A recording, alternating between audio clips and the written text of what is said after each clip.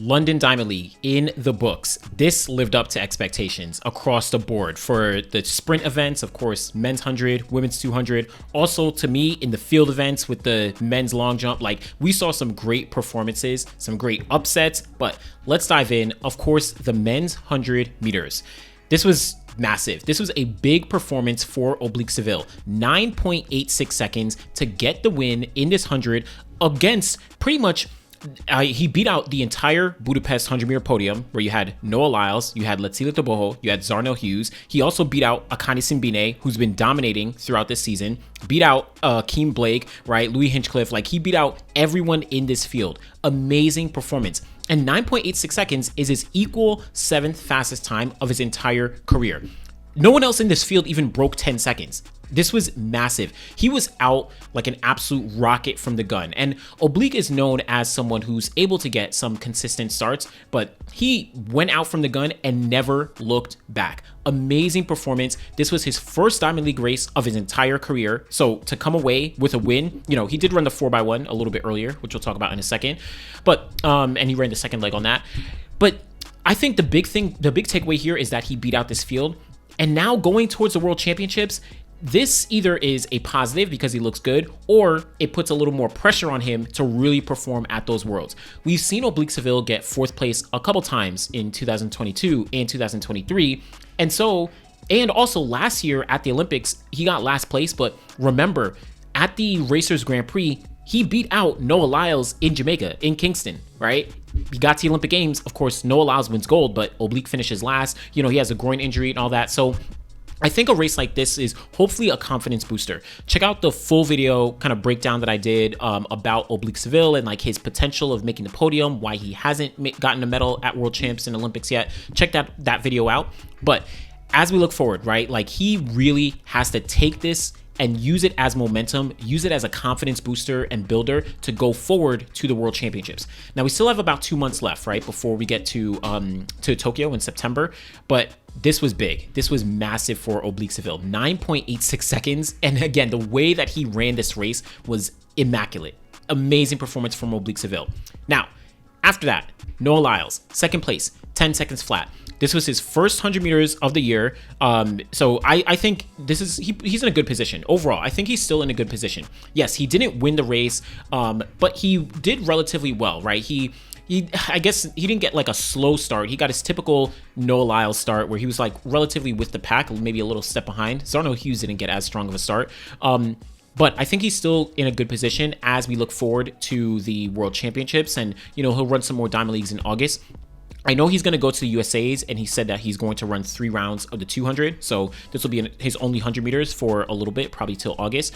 But I think this was a good race for Noah Lyles. Now, again, like I said, I can't read too much into Oblique beating Noah Lyles in that one head-to-head. I think for Oblique, it's a confidence booster. But remember, last year, Noah Lyles also lost to Oblique. The gap was a little bit smaller, but, you know, it is what it is. We'll see how he does actually progress. But I think overall, good start in terms of the 100 meters for him.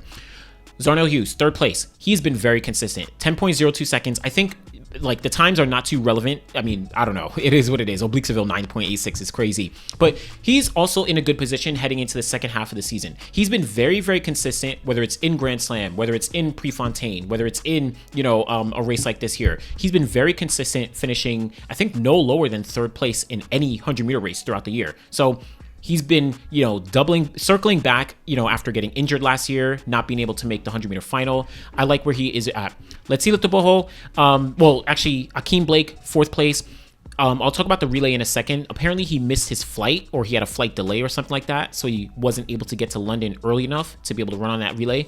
Again, we'll talk about that in a second. Good positioning for him as he kind of does prepare for World Champs. Akani Simbine, this was his first Diamond League race back in a couple months.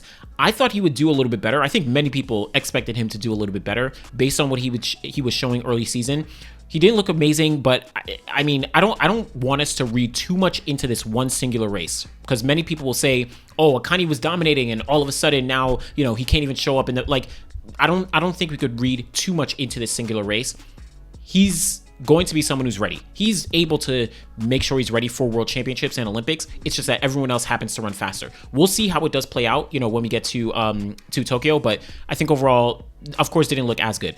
Jeremiah Azu, 10-11. Let's see with the Boho, I don't know, 10-12. I don't know what to make of him after injury. 19.76, 19.9. I thought that was pretty good, but now 10-12. I mean, who knows? He's questionable. Who knows? But Louis Hinchcliffe, last place, 10.21 seconds. But overall, Oblique Seville, he was the guy here.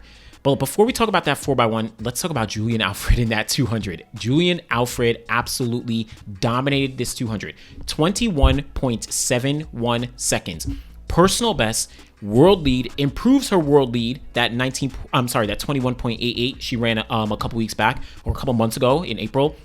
And that makes her equal number 9 all time in the 200 meters. She's actually tied with Marita Koch as well as Heike Dressler. Both of them actually set the world record all the way back in the 80s prior to Flojo's 21.3 second world record. So this was an amazing performance for Julien Alfred. I'm gonna be honest, I don't know if I expected her to run this fast in this race, and she ran it into a headwind of negative 0.6. Like, and 200 headwinds are tricky, but like she was out extremely fast, just like normal. She had some challenges from Amy Hunt as well as Dina Asher-Smith coming off the curve, but once they got into home straight, it was over. Julien was like just maintained, pushed towards the finish line, and 21.7. When that clock came up, I was like, what? I mean, listen, she is the one to beat. I mean, I hesitate to say she's a 200-meter favorite. It's very tricky because, she's been so consistent in the 200 and the 100, of course. She has the 2 fastest times in the world, 21.71, 21.88. She got the silver medal from last year behind Gabby Thomas. Gabby is still on point. She's already run sub 22 seconds this year. She's going to be competing at the USA Championships. I think she's, of course, going to be in some good form. But she still has to make the team, right? And then you have Sharika Jackson. She's made the team in the 100. She has a wild card in the 200, but her form, I guess, it's TBD in terms of the 200, especially if she has to be in like 21.6 form if we're really talking about Julien Alfred running 21.7 with a slight headwind. Then you have like Mackenzie Long, Melissa Jefferson Wooden. They've both run sub 22 seconds, but they have to make the team. And it's a long way for both of them to get to 21.7 or 21.6. So I don't know. It's questionable, right? The rest of the world is even playing catch up in a sense. So, but Julien Alfred, I want to say she's maybe, she's looking good. That's all I know. She's on fire this year, and it's going to be hard to, take gold medals from her or to stop her from getting on the top of the podium in both the 100 and the 200. No matter who is in the race, she is one who's not going to go down without a fight. So Julien Alfred, second place, Dina Asher-Smith. I was generally impressed. It looked interesting. She had a good start, held her own with Julien Alfred, came off the curve about even or right there, but she didn't look so great in the second half or the first half of the home straight, but she then kind of like pushed through because Amy Hunt, who finished third place, 22.31, she was really giving Dina a run for her money. But again, Dina kind of came through in that last 50 to take the third place. But I don't know. She's someone who's interesting her transition down to Texas with Coach Flo. I don't know. It's been okay. She's going to get faster, but, I'm looking to see how she does progress. Rashida Deleke in fourth place. Again, someone season's best, but, interesting to see how she's been progressing. But shout out to Julien Alfred in this 200 here.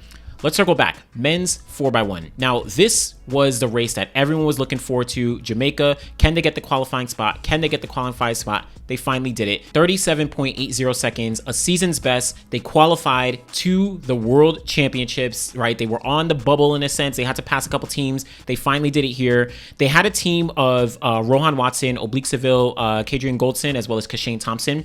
Note that they actually were going to run with Akeem Blake, but like I said, I heard that Akeem Blake actually missed his flight, or there was some flight delays, so he didn't get into London in time to be able to make sure he was, ready to practice and ready to run with the team. So didn't get to run.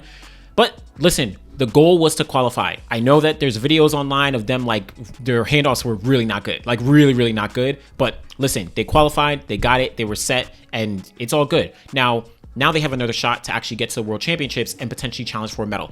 Remember, Jamaica has not won a medal in the 4x1 since, well, they won it in 2023. They got bronze, but I mean, it's been years since they got like a gold medal and, you know, all that stuff. They have the talent. They have the foot speed, right? You're talking about Kashane Thompson, 9'7", Oblique Seville, 9'8", Akeem Blake, 9'8", and then you add in, you know, whether it's Rohan Watson, whether it's even Brian Lavelle, probably might be a better shot, right, from what he's been able to do. So who knows, but we'll see.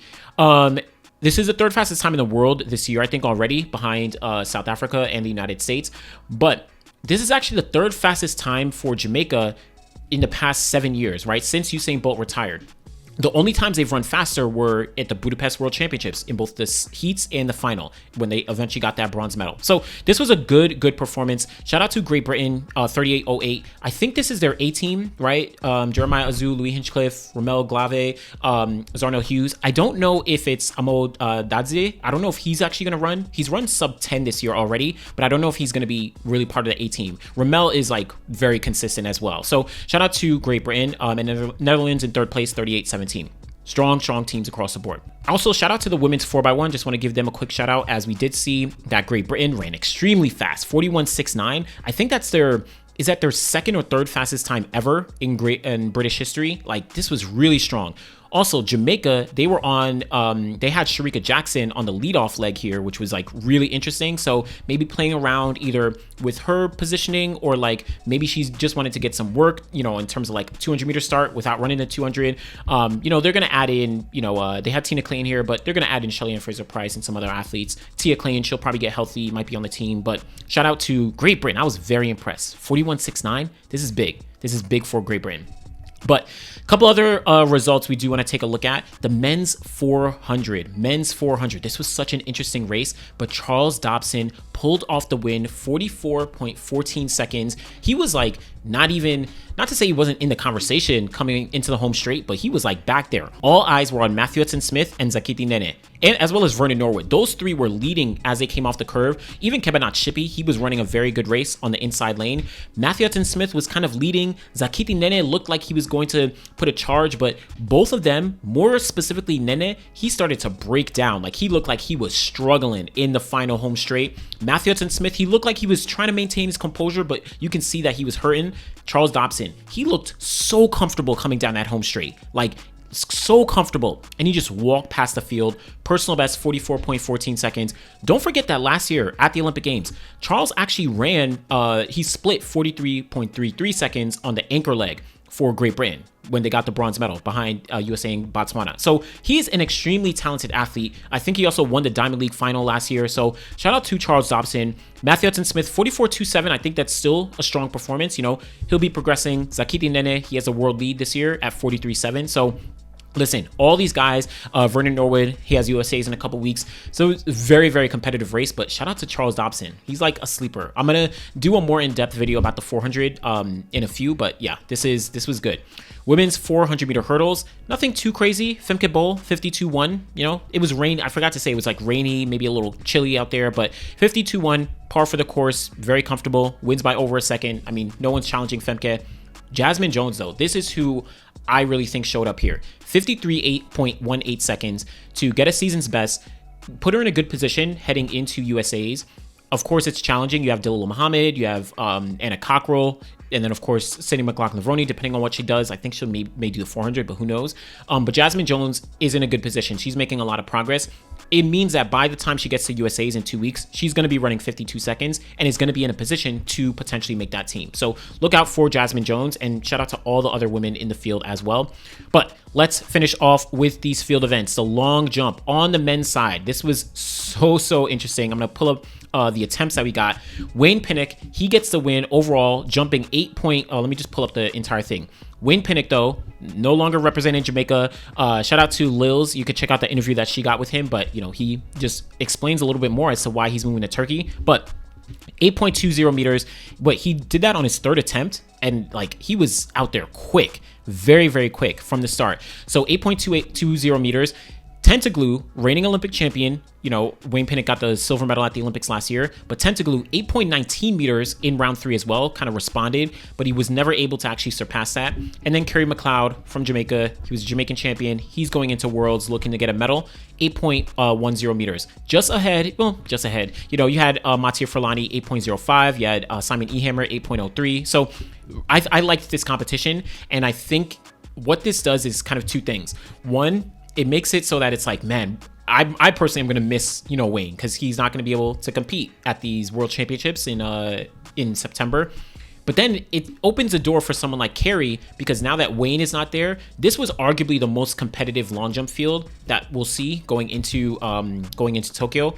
So for Miltiades to get the win here, or I'm sorry, second place, I apologize. Wayne is still here, but he just won't compete at World Champs. But Miltiades Tentaglue, second place. So you have Kerry McLeod, missed the podium at the World Champs in 2023. He's looking like he might be in a good position going to get on the podium now. So we'll see. But this was a very, very great competition. But do not sleep on Mattia Furlani. He is one who's a sleeper indoor gold medalist in the long jump, bronze medalist from the Olympics last year. But, he's young and he's rising. So shout out to him. Last competition, we did have the women's long jump. We did see, let me pull up the attempts here as well, because this was a good kind of quote unquote back and forth competition. I liked how, you had Clara Bryant. She started off really strong with her 6.78. But then as we kind of went through, Larissa Yapachino, she got out to 6.92 meters in that sixth and final round. You also had Hilary Kopcha, who I was speaking about, who I wasn't too familiar with. She jumped 8.86 meters in round 5. But then Malaki Mihambo, round 5, 6.93 meters. Mihambo, of course, 2021 Olympic gold medalist, 2024 Olympic bronze medalist. So long jump is good.